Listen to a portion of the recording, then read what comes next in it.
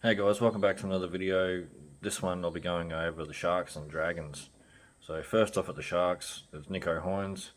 He's priced at 735k. Yeah, he averaged 75 points a game in 2024.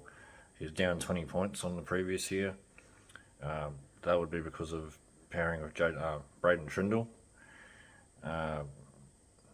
In a large sample size from the season, he actually averaged in the 60s, partnering Braden Trindle. So, and then in a handful of games without Trindle, he averaged over 100, which is why he ended up averaging 75 and not lower.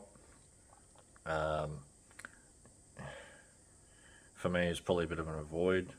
I'd probably avoid him as long as Trindle's in the side. To be honest with you, otherwise, yeah, I wouldn't go with him.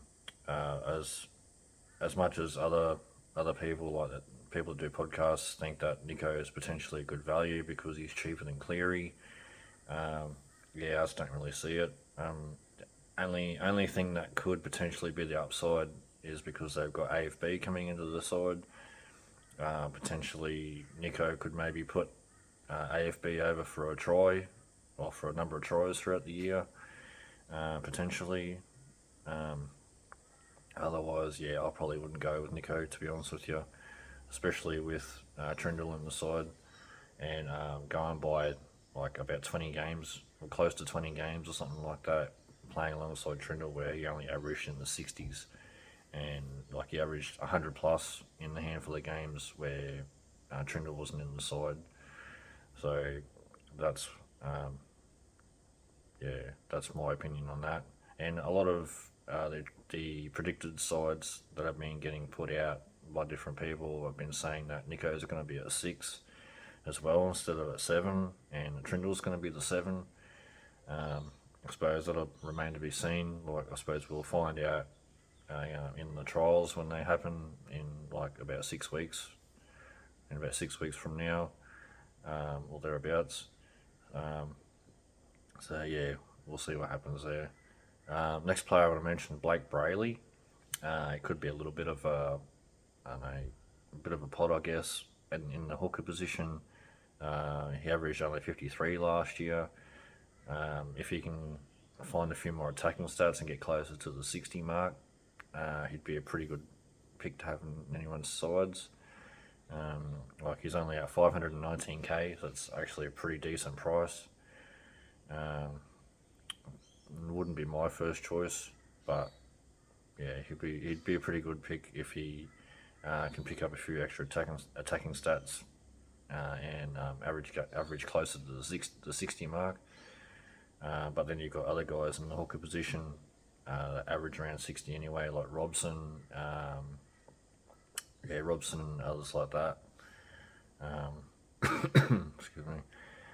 So yeah, probably not for me, but he potentially could be a good pick depending on if he gets more attacking stats.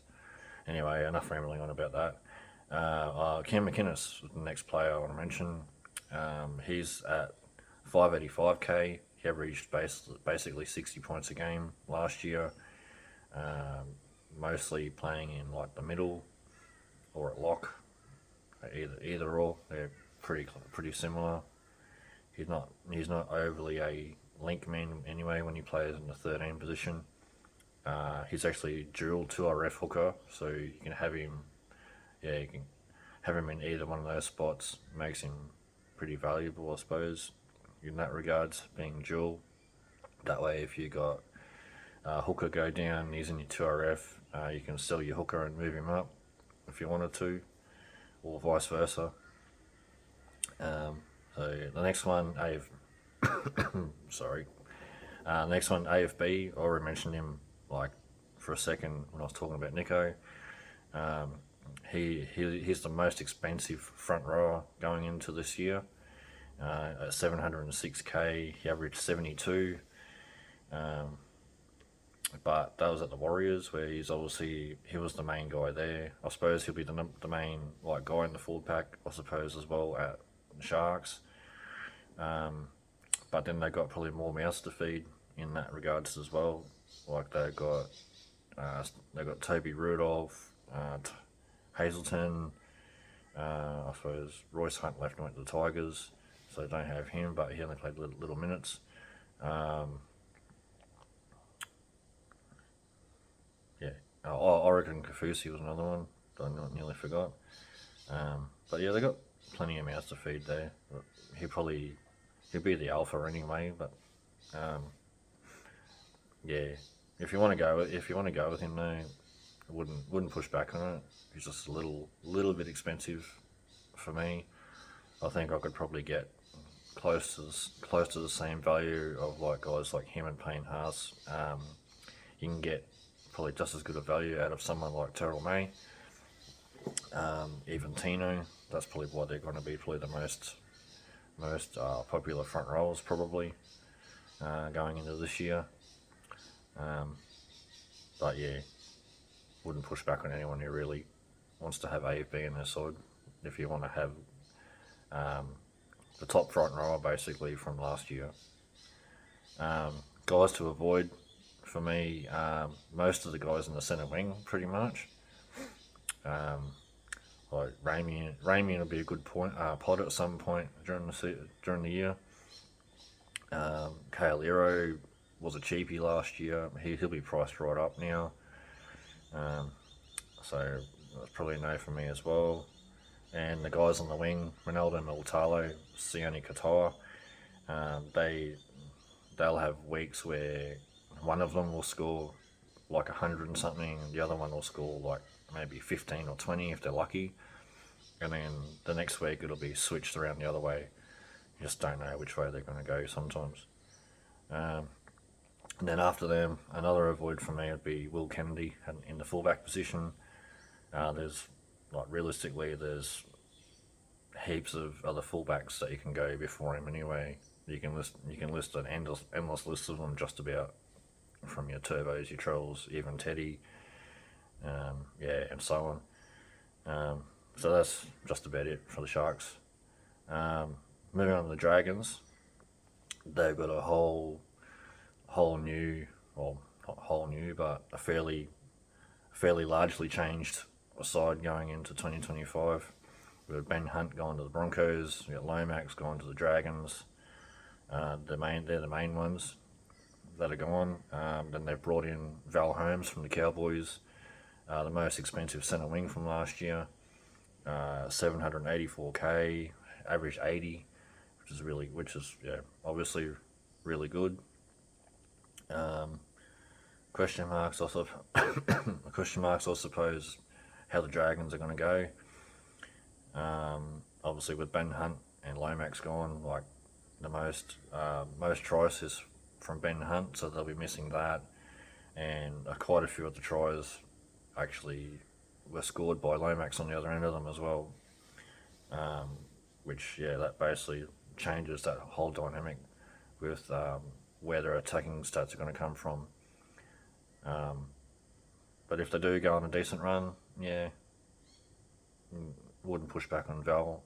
He's usually he's a pretty gun player, obviously, being the top centre wing from last season. He'll be going to Origin during the middle of the year, more than likely. I don't see Billy Slater dropping him during Origin. So the next one, the next new signing, out of the handful of new signings, Clint Gutherson, moving over from the Parramatta Eels. His price at 675k. There's probably the same with when I mentioned Will Kennedy before. I'd probably avoid him probably as well. Like even though since joining the Dragons in the preseason, he's been killing it, fitness wise, or training the house down basically as the way that they'd put it. Like in all their early fitness tests, he was like leaving everyone behind on his first day. So good signs for Dragons fans out there, at least. But Supercoach wise, probably a no for me. Next on the list, Lockie Ilias. He only played 2 games for South at the start of the year last year, before South dropped him to reserve grade, and then like a couple of games in reserve grade, went down with a leg injury, put him out for the rest of the year, and then South have let him go, and then he's been picked up by the Dragons, and most likely he's going to be a starting 7, from all reports, even though apparently coming up through the juniors at South he was actually a 6 coming up through the grades, and then all of a sudden when he got into the top grades, like reserve grade and into NRL, they changed him into a 7, which hasn't, from reports, hasn't been his what he was doing coming up through the lower grades. He wasn't the guy running the team. He was basically just like a running threat in the 6, basically coming up through. So he'll be paired with, more than likely be with Kyle Flanagan. I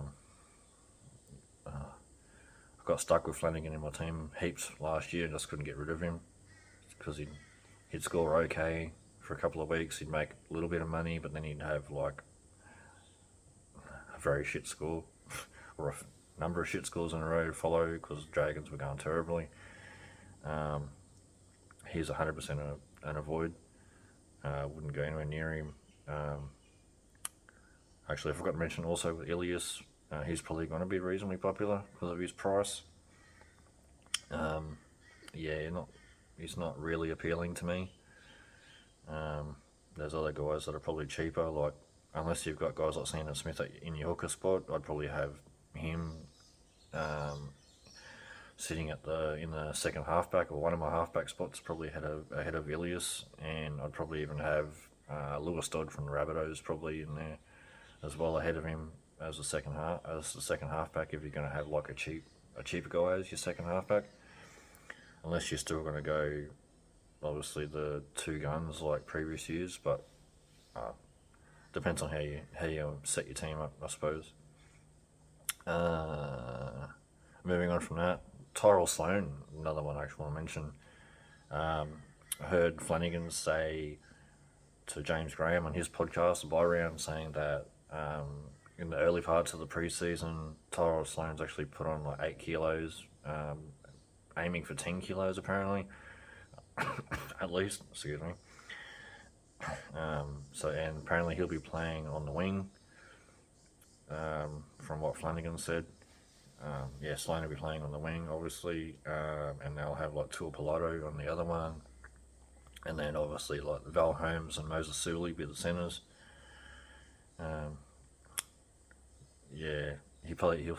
He won't play any fullback, even though he is actually a centre wing fullback dual, but he won't be playing any fullback unless at some stage during the year Gutho goes down injured at some stage.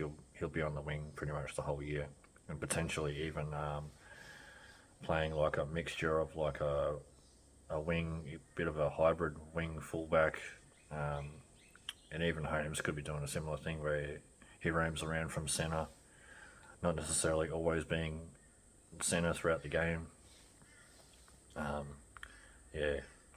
Guys playing mixed roles throughout a game, and also I want to mention Damien Cook and Jacob Little.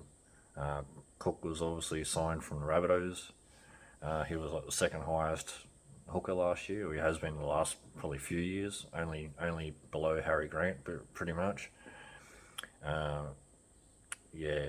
He'll still be probably in those top handful of hookers as well, depending on how they share the minutes out. I think Cook will probably play largely most of the game as the main hooker. At different stages, if Cook's tackled with the ball or whatever, obviously Little will move into dummy half.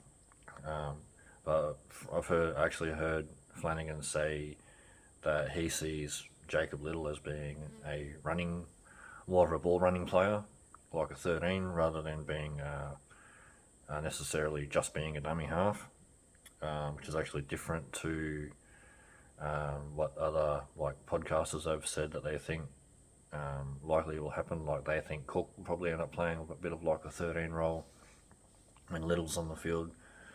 I've actually heard of heard of Flanagan actually saying that he sees Jacob Little as more of the ball running player, like a running 13 player, and Cook being basically the number one hooker, pretty much. So yeah, that's just about it.